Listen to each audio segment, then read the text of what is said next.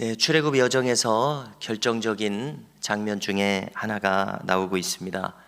오늘 본문에서 하나님께서는 비록 그분이 노하기를 더디하시는 하나님이실지라도 끝끝내 반역하는 악한 회중에 대해서는 하나님의 징계와 심판이 불가피한 것을 잘 보여주고 있습니다. 27절에서 나를 원망하는 이 회중을 어느 때까지 참으랴 이렇게 모세에게 말씀하십니다. 그리고 28절에서 너희 말이 내 귀에 들린 대로 내가 너희에게 행하리라 이렇게 말씀하십니다.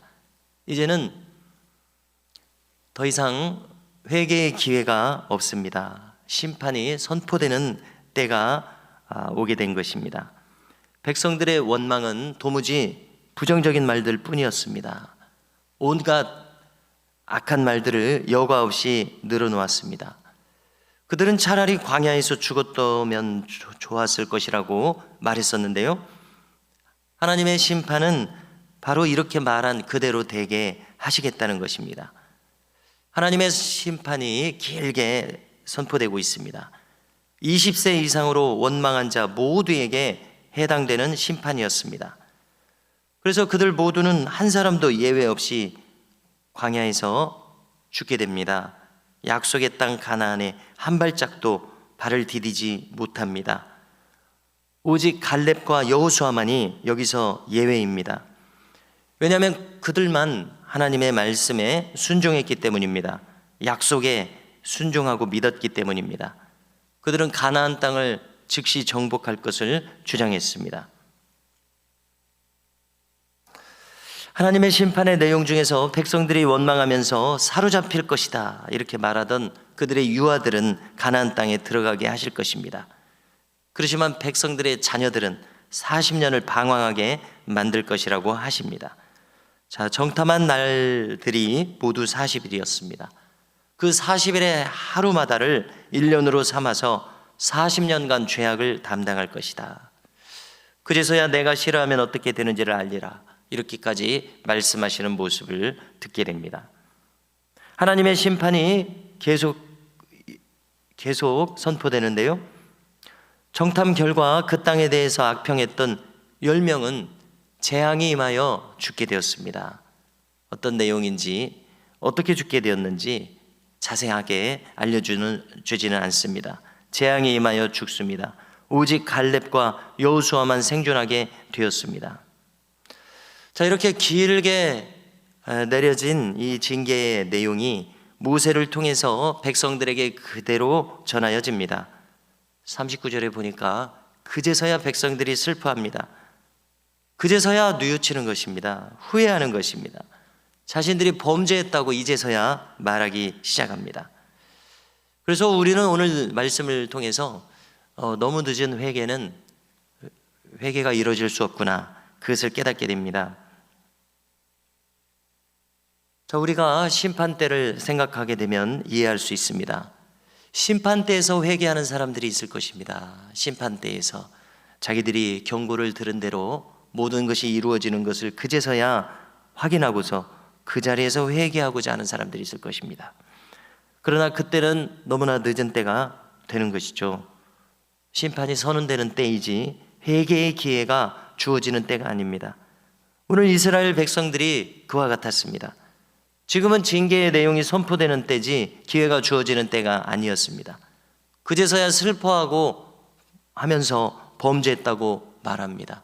그리고 그제서야 산에 올라갑니다. 가나안 땅은 산지부터 시작되기 때문에 그렇죠. 산에 올라갔다는 얘기는 가나안 땅을 정복하기 위해서 올라갔다는 뜻입니다.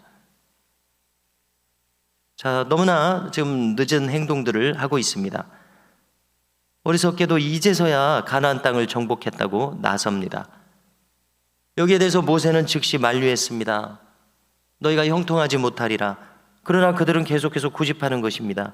41절 너희가 어찌하여 이제 여호와의 명령을 범하느냐. 우리가 오늘 읽지 않은 앞에 25절에서 올라가지 마라, 하나님의 명령이 떨어졌었습니다. 그것을 정면으로 또 거역하는 것입니다. 이 일이 형통하지 못하리라. 여호와께서 너희 중에 계시지 아니하니 올라가지 말라. 너희의 대적 앞에서 패할까 하노라. 자, 백성들은 막무가내로 행합니다. 징계가 내려지고 10명의 지휘관들이 재앙을 통해서 죽었음에도 불구하고 지금도 하나님의 말씀을 안 듣는 것입니다. 막무가내였습니다. 광야로 돌아가야 한다. 이 명령을 정면으로 거부했습니다. 산꼭대기로 올라갔습니다. 산간지대에는 아말렉인과 가나안인들이 있었다고 기록합니다. 그들은 방어하기 위해서 내려왔습니다. 그들을 당해낼 수가 없었습니다. 그래서 백성들은 그들에게 패해서 호르마까지 물러갑니다. 가나안 남단 지경의 성읍으로 알려져 있습니다. 가나안에 들어가라고 할 때는 불순종하더니 들어가지 말라고 하는데도 들어가고자 했습니다. 그들은 모든 상황에서 불순종하는 자들이었습니다. 그래서 그들의 마음이 얼마나 완악한지, 그들이 얼마나 고집으로 일관하고 있는지를 잘 보여주는 내용입니다. 하나님의 말씀이 지금 떨어지고 있는데도 들어가지 말아라. 그리고 징계가 떨어지고 있는데도 여전히 거부하는 저들의 마음은 정말로 어떻게 할 수 없는 구제불능의 마음이라고 표현할 수 있을 것입니다. 성도 여러분, 하나님께서는 순종이 제사보다도 낫다고 하십니다. 말씀을 듣는 것이 수양의 기름보다 낫다고 하십니다. 무슨 뜻입니까? 예배는 드리면서 실제로 행하는 것은 불순종으로 일관하고 있습니다.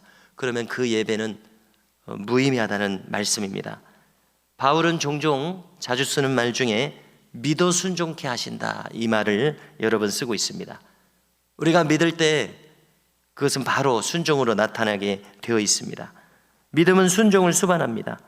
오늘도 우리가 순종하는 참 믿음의 백성들로 살아갈 수 있기를 주님의 이름으로 축복합니다.